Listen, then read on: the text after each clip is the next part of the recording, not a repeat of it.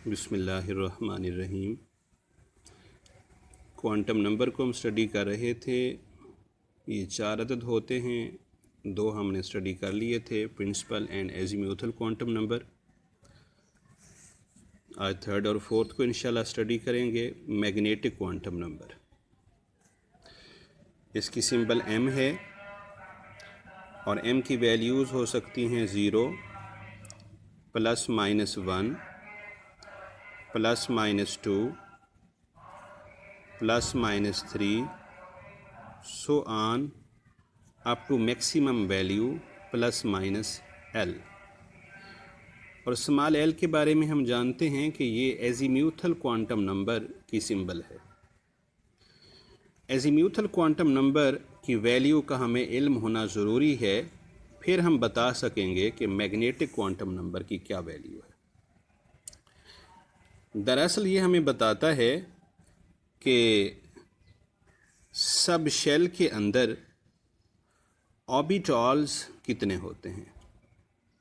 जैसे हम जानते हैं कि एक शेल के अंदर कम से कम एक या एक से ज़ायद सब शेल्स होते हैं, ऐसे ही सब शेल्स के अंदर एक या एक से ज़्यादा ऑर्बिटल्स पाए जाते हैं। ये हकीकत दरअसल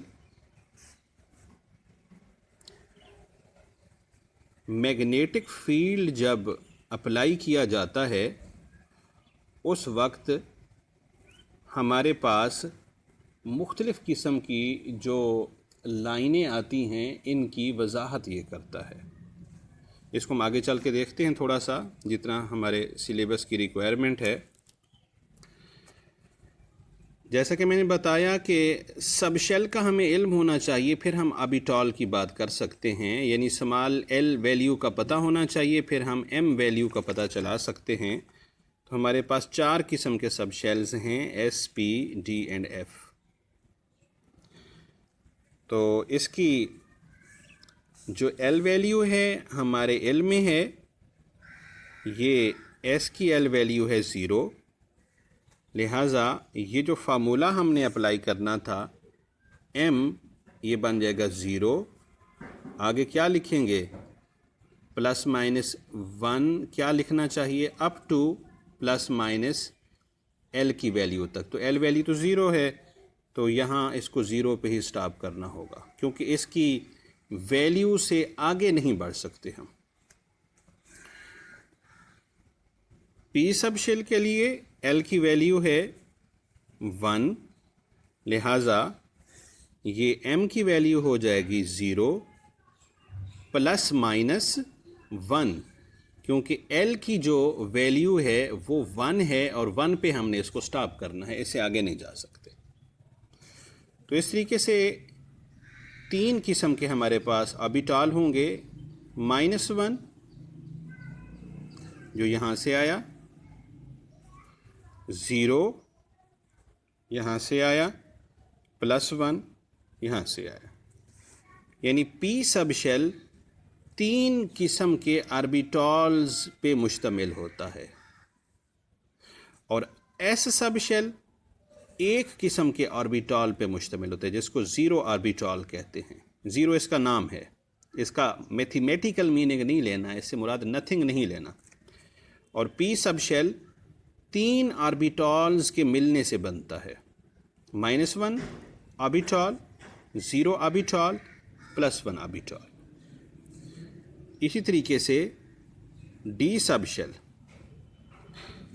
इसकी m वैल्यू होगी हमारे पास 0 +-1 +-2, 1 डिजिट का इजाफा करते जाएंगे। चूँकि d के लिए l वैल्यू 2 होती है, हमें 2 पे जाके स्टॉप कर देना होगा, क्योंकि इससे बड़ी l की वैल्यू यहाँ परमिटेड नहीं है, अलाउड नहीं है।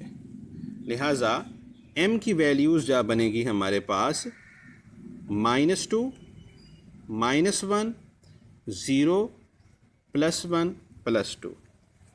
यानी 0 एक वैल्यू +1 की, एक -1 की, एक +2 की, एक -2 की। d की डी सब शेल दरअसल 5 आर्बिटॉल्स पे मुश्तमिल होता है। आर्बिटॉल्स की तादाद का पता चल गया। और एफ सब शेल जिसकी एल वैल्यू 3 होती है, इसको अगर हम एम वैल्यूज़ में कन्वर्ट करना चाहें तो ये बनेगा 0, एक डिजिट के इजाफे के साथ +-1, फर्दर एक डिजिट के इजाफे के साथ +-2, देन +-3, और यहाँ पे स्टॉप करना होगा क्योंकि एल की वैल्यू मैक्सिमम एफ के लिए 3 होती है, इससे हम इसको एक्सीड नहीं कर सकते। लिहाजा एम वैल्यूज़ बनेगी -3, -2, -1, 0, +1, +2, +3। 7 ऑर्बिटॉल्स होते हैं एफ सब शेल के अंदर। ऑर्बिटॉल्स की तादाद का पता चल गया। मज़ीद एक ऑर्बिटॉल में मैक्सिमम कितने इलेक्ट्रॉन होंगे, इसके लिए हमें किसी फार्मूला की हाजत नहीं है, जैसा कि हमने 2n² फार्मूला अप्लाई किया था शेल्स में इलेक्ट्रॉन को डिटरमिन करने के लिए, और 2 × 2l+1 अप्लाई किया था सब शेल्स में इलेक्ट्रॉन को डिटरमिन करने के लिए। यहाँ इसकी नीड क्यों नहीं है? जवाब ये है कि किसी भी ऑर्बिटल में मैक्सिमम 2 इलेक्ट्रॉन हो सकते हैं। तो 2 को मालूम करने के लिए जब कांस्टेंट हैं सब ऑर्बिटल में इलेक्ट्रॉन्स की तादाद, तो इसके लिए किसी फार्मूला की ज़रूरत नहीं है। हम जानते हैं एस सब शेल में इलेक्ट्रॉन तो मैक्सिमम आ सकते हैं 2, और ये एक ऑर्बिटल पे मुश्तमिल है, इसमें भी 2 इलेक्ट्रॉन आ सकते हैं। वही सब शेल ही दरअसल ऑर्बिटल है। पी सब शेल जिसमें 6 इलेक्ट्रॉन आ सकते हैं, ये 2 इसमें, 2 इसमें, 2 इसमें, 6 पूरे हो गए। डी जिसमें 10 इलेक्ट्रॉन आ सकते हैं, तो 5 ऑर्बिटल हैं, हर एक में 2। एफ सब शेल जिसमें 14 इलेक्ट्रॉन आ सकते हैं और कुल ऑर्बिटल हैं हमारे पास 7, हर एक में 2, तो 14 पूरे हो जाएंगे। मैग्नेटिक क्वांटम नंबर हमें डिजेनरेसी ऑफ ऑर्बिटल्स के बारे में भी बताता है, और इसको हम ऑर्बिटल ओरिएंटेशन क्वांटम नंबर का नाम भी देते हैं, क्योंकि ये ऑर्बिटल की ओरिएंटेशन के बारे में बताता है कि वो एक्स एक्सिस के अलांग होगा, वाई एक्सिस के, जी एक्सिस के, किस तरतीब के साथ पड़ा होगा। डीजेनरेसी, ऐसे ऑर्बिटल जिनकी एनर्जी सेम हो वो डीजेनरेट ऑर्बिटल्स कहलाते हैं। एस ऑर्बिटल एक ही है। पी सब शेल जो है, इसके हमारे पास 3 ऑर्बिटल्स हैं, इनमें से किसी एक को पी एक्स, दूसरे को पी वाई, तीसरे को पी जी का हम नाम देते हैं। जो एक्स एक्सिस के अलांग पड़ा होगा पी एक्स, जो वाई एक्सिस के अलांग पड़ा होगा पी वाई, जो जी एक्सिस के अलांग पड़ा होगा पी जी। आप यहाँ पे मुलाहजा कर सकते हैं, ये P x along x axis लाई करता है, ये डम्बेल शेप्ड है। जैसे वेट लिफ्टर डम्बेल को उठाते हैं, 2 पहिए लगे होते हैं दरमियान के एक्सेल को पकड़ के, ये से मिलती जुलती शेप है। अगर ये वाई एक्सिस के अलांग पड़ी हो तो पी सब शेल के इस ऑर्बिटल को पी वाई कहते हैं, और पी सब शेल का वो ऑर्बिटल जो अलांग जी एक्सिस पड़ा हो, इसको हम पी जी का नाम देते हैं। एक ऐसे पड़ा होगा पी एक्स, एक यहीं पे पड़ा होगा अलांग वाई, एक यहीं पे पड़ा होगा अलांग जी, यानी एक लोब हमारी तरफ और इसका एक लोब बैक साइड दी पेज यानी इन साइड दी पेज, इससे दूसरी साइड पे होगा। मैग्नेटिक फील्ड चाहे मौजूद हो या ना हो, यानी बाहर से इसमें नॉर्थ और साउथ पोल अप्लाई करें या ना करें, हर सूरत में पी सब शेल के ये तीनों ऑर्बिटल्स सेम एनर्जी के हामिल होते हैं, लिहाजा इनको हम डीजेनरेट ऑर्बिटल्स कहते हैं। In the presence as well as in the absence of magnetic field, बाहर के मैग्नेटिक फील्ड की मौजूदगी या गैर मौजूदगी में। डी सब शेल जो कि 5 ऑर्बिटल पे मुश्तमिल था, इनको हम अपनी आसानी की खातिर d x y, d y z, d x z, d x square y square और डी स्क्वायर में स्प्लिट कर देते हैं। ये 5 ऑर्बिटल मिलेंगे तो एक सब शेल बनेगा जिसको हम डी सब शेल कहते हैं। और ये इनकी शेप क्या हो, इनमें अक्सर की शेप तो होती है सॉसेज,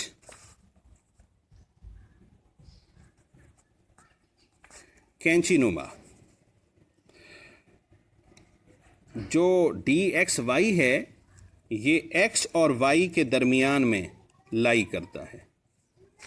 ये X प्राइम, ये Y प्राइम, ये X, ये Y, ये Z है, यानी हमारी तरफ और पेज की बैक साइड पे। ये Y और Z के दरमियान में, यानी यहाँ पे अगर Z है तो इस जगह लाई करता है। इसी तरीके से इसको आप बनाएंगे। मॉडल अगर होते तो उसकी मदद से इसको इजीली समझा जा सकता था। ये Y और Z प्लेन में पड़ा होता है। एक ऑर्बिटल X और Z प्लेन में पड़ा होता है। ये X है, ये Z है, इनके दरमियान में पड़ा होगा। ये DX स्क्वायर Y स्क्वायर, इसको नाम दिया गया है। ये X एक्सिस के एलांग और Y एक्सिस के एलांग पड़ा होता है, इनके दरमियान में नहीं होता।